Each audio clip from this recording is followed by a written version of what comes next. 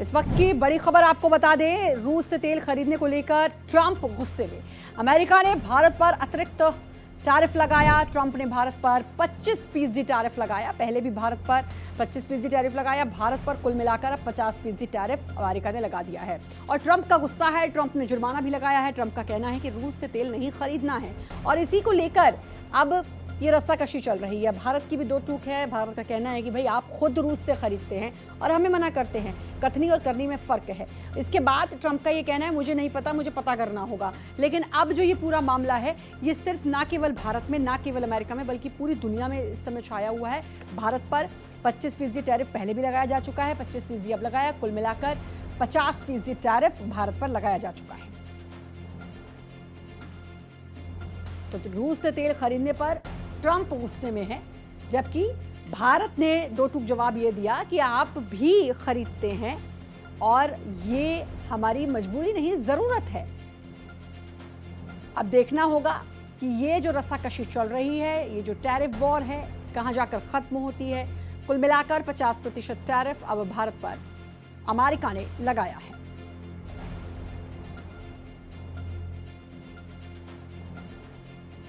तो बड़ी खबर इस वक्त की आपको बता रहे हैं, ट्रंप गुस्से में है रूस से तेल को खरीदने को लेकर। ट्रंप में गुस्सा और अब कुल मिलाकर 50% टैरिफ भारत पर लगाया गया। आदित्य द्विवेदी हमारे साथ, हमारे संवाददाता जुड़ चुके हैं। आदित्य, पहले 25% टैरिफ, उसके बाद फिर 25% टैरिफ, कुल मिलाकर 50% टैरिफ और अमेरिका में ट्रंप गुस्से में है क्योंकि रूस से तेल खरीदता है भारत।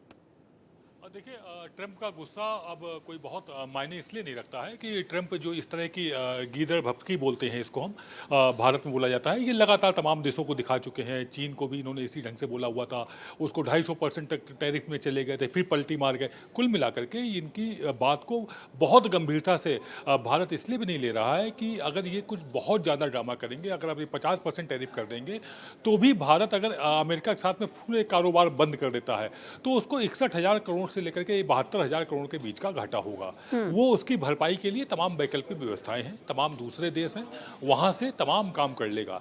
लेकिन यदि भारत ने जो रक्षा के डील हुई थी, जो रक्षा सौदे हुए थे, उनको यदि निरस्त हुआ तो अमेरिका को बड़ा खामियाजा भुगतना होगा। ये बात अमेरिका बाखूबी जानता है। लेकिन ट्रंप अपनी पर्सनालिटी के हिसाब से नॉन सीरियस एक्टिविटीज कर रहे हैं। भारत के प्रधानमंत्री ने एक भी बयान नहीं दिया। हाँ, अभी 3-4 दिन पहले विदेश मंत्रालय से जरूर एक बयान दिया गया था कि भारत अपने हितों की रक्षा करेगा।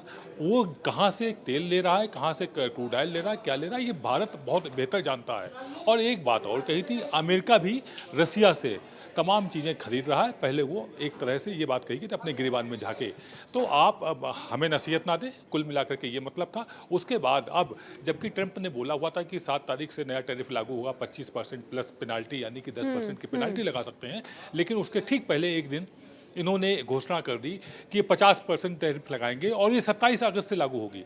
भारत और अमेरिका के बीच में जो भी टैरिफ डील है वो सितंबर तक पूरी तरह से परिपक्व होनी थी। उससे पहले इस तरह से अपरिपक्व बयान देना कहीं ना कहीं बचकानी हरकत, आपकी पर्सनालिटी को छोटा करने वाला काम है। तो डोनाल्ड ट्रंप का जो भी ये बयान आया है, जो भी अचानक इन्होंने जो एक तरफा डिसीजन ले लिया है, ये एक परफेक्ट नेता की निशानी नहीं कही जाती है। और भारत की तरफ से बहुत ही गंभीरता के साथ कूटनीतिक कदम उठाए जा रहे हैं। सूझबूझ के साथ कोई अभी तक ऐसा बयान नहीं दिया गया है कि दोनों के रिश्ते खराब हों। अब ये अमेरिका को सोचना होगा कि भारत के साथ उनको प्रॉपर व्यापारिक रिश्ते रखने हैं, कूटनीतिक रिश्ते बनाए रखने हैं या नहीं रखने हैं। जी सदा, देखिए, बहुत अनप्रोफेशनल एटीट्यूड तो ट्रंप का दिखाई दे रहा है। कभी कुछ कहते हैं, उसके बाद अपने ही डिसीजन को आगे खिसका देते हैं। पहले 1 तारीख से टैरिफ लागू करने का ऐलान किया, उसके बाद 7 तक आए, अब 27 तक आ गए। अभी 27 तक आते आते और क्या कुछ बदलाव होगा ये कहा नहीं जा सकता।